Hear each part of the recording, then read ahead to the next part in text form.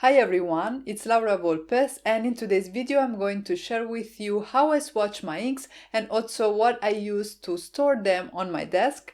I want to create a little bit more content about craft room storage and organization, and I also have at least one more video about ink storage for you guys, but today I'm going to start with my LDRS Creative Hybrid Inks and my scrapbook.com ink storage solution. First off, I wanted to show you what I'm going to use to create my ink swatches.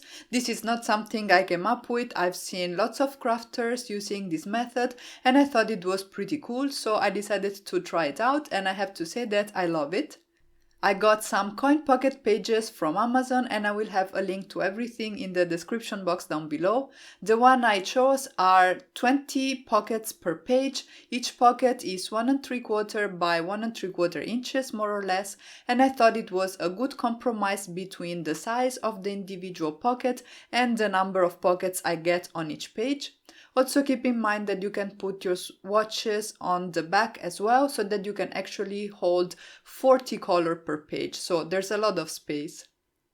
Because I'm going to swatch my hybrid inks by LDRS Creative today, I am trimming down some Nina Solar White cardstock to 1.5 by 1.5 inches.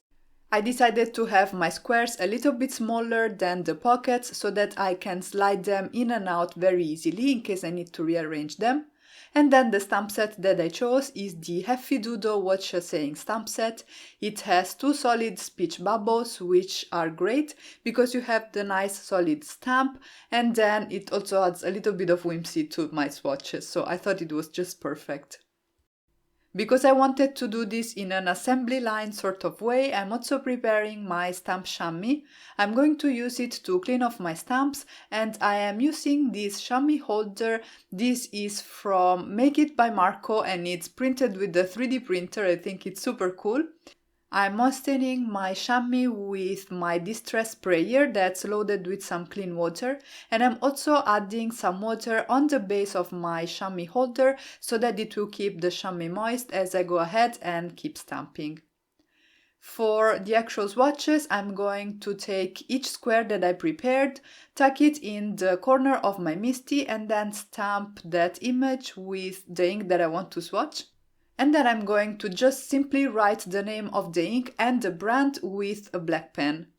You could also use a label maker, but it takes a little bit longer, and honestly I don't mind the handwriting on these swatches, and if I change my mind I can always just tape the labels right on top.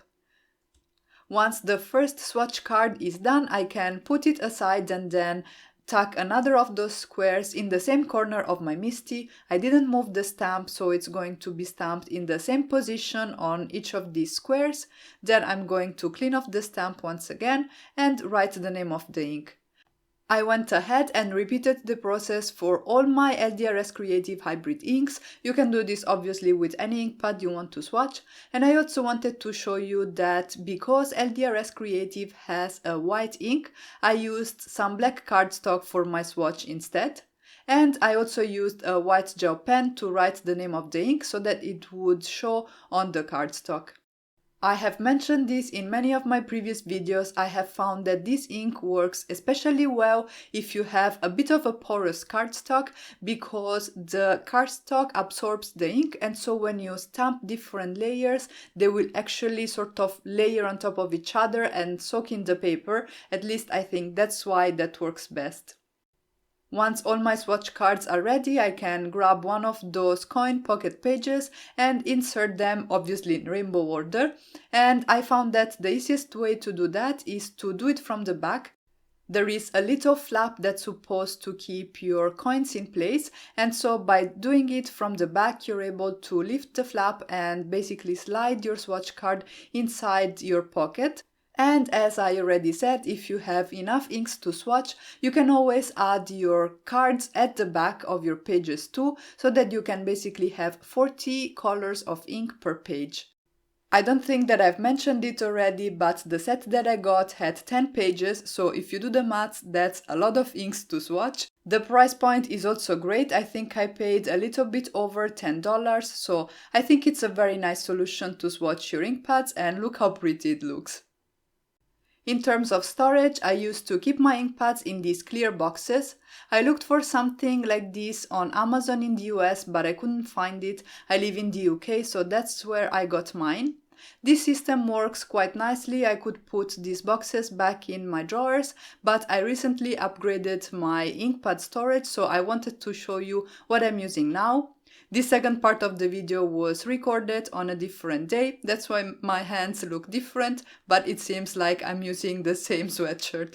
Anyway, back to the storage. This is by scrapbook.com. It's nice and sturdy, it's white, which I love, and it has these notches so that you can very easily pull your ink pads once you have stored them. Each section has plenty of space for you to put your ink pad, and I love the fact that I can stand this up on my desk, so it will add a bit of a decoration also to my craft room, but I have tried to put this inside my Alex drawers and it does fit. I have the narrow drawers unit and it fits in the taller drawers in that unit, so it's perfect either way. So that's it for my video on ink swatches and ink pad organization. I hope you enjoyed this kind of content. I'm planning to bring more here to my channel, so make sure to give it a thumbs up if you'd like to see more and let me know what kind of ink storage you use in your craft room. If you're new to this channel, you can subscribe for more card making and paper crafting inspiration. As always, thank you all so much for stopping by. Stay safe and healthy and have a great day.